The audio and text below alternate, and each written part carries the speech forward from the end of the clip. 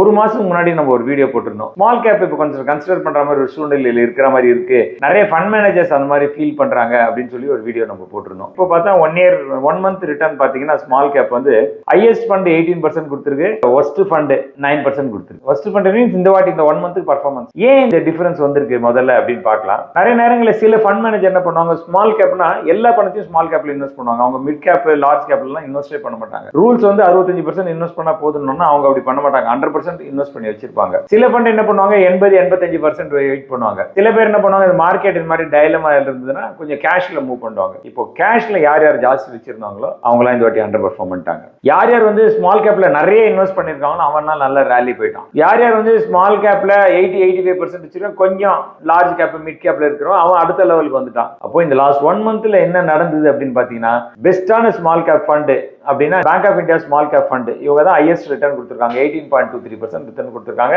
இருக்கிற 58 ஃபண்ட்ல இவங்க செகண்ட் ரேங்க்ல இருக்கிறாங்க. அடுத்தது பாத்தீங்கன்னா பஜாஜ் ஃபின்சர்வ், அவங்க புதுசா இப்பதான் வந்தாங்க கொஞ்ச நாளைக்கு முன்னாடி. அவங்க பாத்தீங்கன்னா 1 year கூட ஆள் அவங்க பஜாஜ் ஃபின்சர்வ் வந்து அவங்க பாத்தீங்கன்னா 16.7% கொடுத்துருக்காங்க. JM small cap fund high beta stocks தான் யூஸ் பண்ணுவாங்க. அவங்க பாத்தீங்கன்னா கிட்டத்தட்ட 16.15% கொடுத்துருக்காங்க.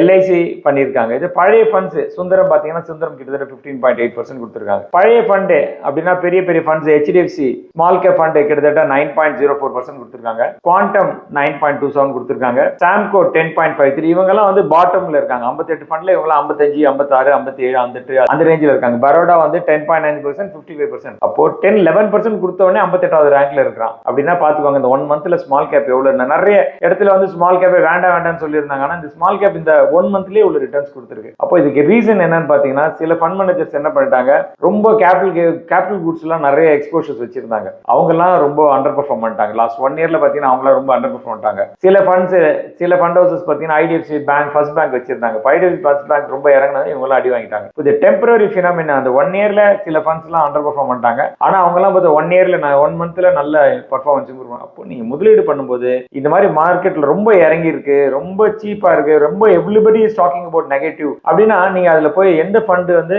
உங்களோட ரிஸ்க் அப்பிடைட்டுக்கு இருக்க மாதிரி. இப்ப நான் அதிகமா ரிஸ்க் எடுக்கணும்னு நினைக்கிறேன் ஸ்மால் கேப்ல, என்ன பண்ணும், 100% யார் ஸ்மால் கேப்ல இன்வெஸ்ட் பண்ண அவன்கிட்ட போய் இன்வெஸ்ட் பண்ணும். இல்ல நான் கொஞ்சம் என்னோட ரிஸ்க் கம்மி அப்படின்னா யார் 75-80% ஸ்மால் கேப்ல இன்வெஸ்ட் பண்ண, பேலன்ஸ் 10% 20% லார்ஜ் மிட் கேப்ல இன்வெஸ்ட் பண்றோம் அவன்கிட்ட இன்வெஸ்ட் பண்ண. அப்போ நம்மளுக்கு ரிஸ்க்கு ஏற்ற மாதிரி அந்த எக்ஸ்போஷரை குறைச்சினா வந்தா இந்த மாதிரி மார்க்கெட் பவுன்ஸ் ஆகும்போது நம்மளால அதிகமா ரிட்டர்ன் எடுக்க முடியும்னு நினைக்கிறேன். எனக்கு எந்தெந்த ஃபண்ட் வந்து ஹை ரிட்டர்ன் கொடுத்தாங்க, லோ ரிட்டர்ன் கொடுத்தாங்க அப்படின்னு உங்களுக்கு வேணும்னா அங்க கீழே வந்து நீங்க கொடுக்குற நம்பர் ஒரு வாட்ஸ்அப் மெசேஜ் அனுப்புங்க. நாங்க இங்க உங்களுக்கு அந்த லாஸ்ட் 1 monthல எந்தெந்த ஃபண்ட்லாம் டாப் ரிட்டர்ன் கொடுத்துருக்காங்க, யார் யார் பாட்டம் ரிட்டர்ன் கொடுத்துருக்காங்கன்னு பார்க்கலாம். This is Suresh Parsadi signing off.